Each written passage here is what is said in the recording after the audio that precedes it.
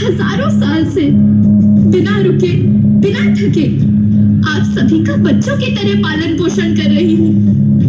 मैं तब भी थी जब आप लोग नहीं थे और मैं तब भी रहूंगी जब आप लोग नहीं रहेंगे। पर अब ऐसा लगता है कि मैं थक रही हूँ। आपकी धरती माँ थक रही है। रसायनों का छिड़काव, रासायनिक खाद और इन सब के कारण पानी एवं हवा में जहरीलापन, यही कारण है कि मैं थक रही हूँ। क्या आप जानते हैं कि इन रसायनों के जहरीलेपन से मेरी मिट्टी वैसे ही जलती है जैसे आपके शरीर पर कोई तेजाब डाल दे। लगता है मेरे बच्चों को मेरे दुख का अंदाजा नहीं है। मेरी मिट्टी बंजर हो रही है। ये रसायन मेरी मिट्टी के उपजाऊपन को खत्म कर रहे हैं और उससे पाए जाने वाला नमक मेरे शरीर पर मिर्च की तरह जल रहा है। मेरी फसलों की पैदावार कम हो रही है। मैं धीरे धीरे और थक रही हूँ।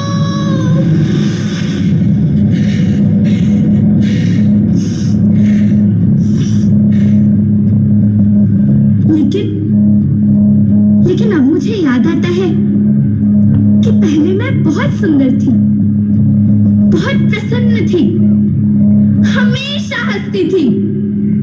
मुझे अब भी याद है।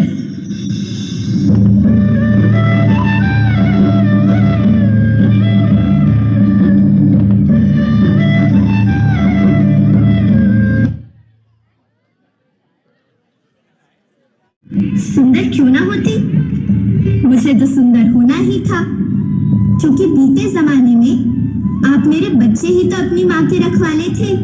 आप लोग प्राकृतिक खेती करते थे और फिर हमारी सभ्यता में तो प्रार्थना भी धरती कल्याण की है।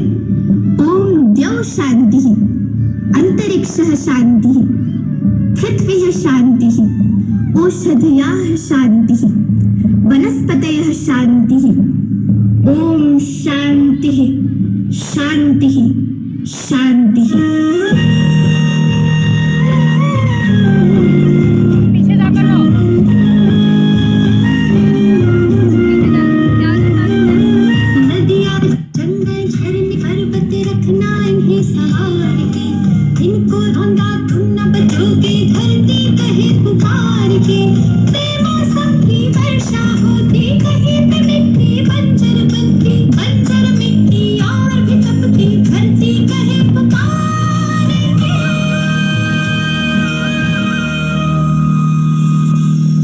हजारों साल से मनुष्य धरती की गोद में रहता आया है।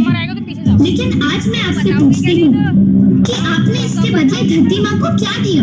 ये जहरीले रसायन और प्राकृतिक खाद जो मिट्टी को बंजर कर रहे हैं, उर्वरकता को बर्बाद कर रहे हैं। आप अच्छी पैदावार के लालच में जो रासायनिक खाद अपने खेतों में डाल रहे हैं, वो अभी तो लाभ देगी, लेकिन लंबे समय में उसी रासायनिक खाद का नुकसान भी है। रासायनिक खाद जहर समान है और तो और फसलों में पानी की खपत भी बढ़ गई है, जिससे खेती की लागत बढ़ रही है और पानी का स्तर जमीन के काफी नीचे जा रहा है।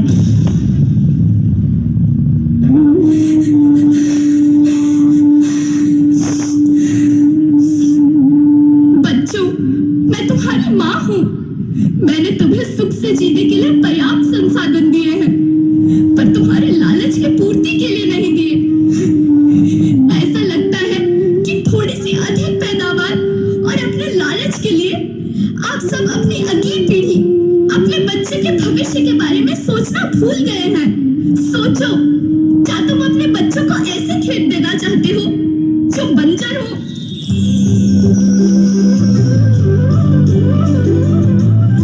अरे तुम तो विंध्य की बेटी हो, मध्य प्रदेश की बेटी हो, भारत की बेटी हो।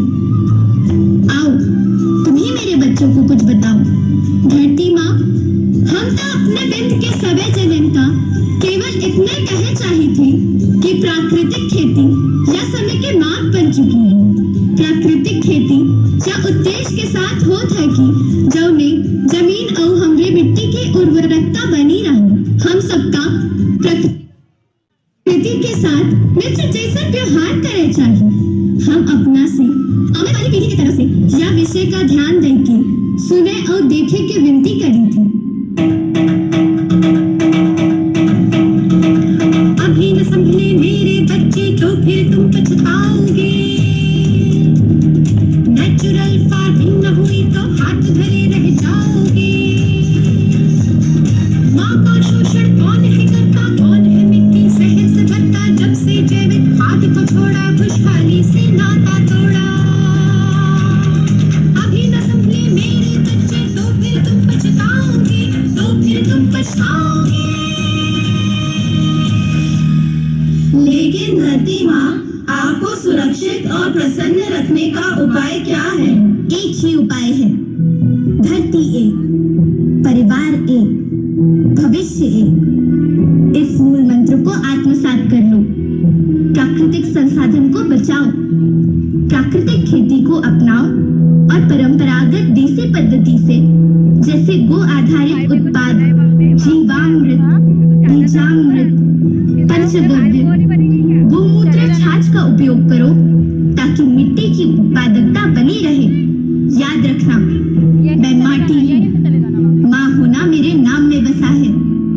पोषण करने के लिए ही मैंने जन्म लिया है। करोड़ों सालों तक धरती पर सांसों की डोर आगे बढ़ाई। पेट भरा जब सबका, तभी मैंने संतुष्टि पाई। वो माँ हूँ मैं सबकी, जिसने जन्म न देकर भी जीवन संभव बनाया। अन्नदाता मेरे पुत्र किसान, तुमने ही तो इसमें मेरा साथ निभाया। दिन रात सींच पसीने से मुझको हर मुंह तक रोटी पहुंचाई। जब तुमने माथे मुझे लगाया, मैं हरियाली बनकर मुस्काई। मिट्टी बंजर होने से या धरती के नुकसान से किसी एक देश, एक द्वीप, एक समाज या एक धर्म का नुकसान नहीं है, बल्कि सभी का है, क्योंकि सभी आपस में बंधे हैं। धरती की श्रृंखला टूटी, माला टूटी, सब बिखर जाएंगे, सब खत्म हो जाएंगे।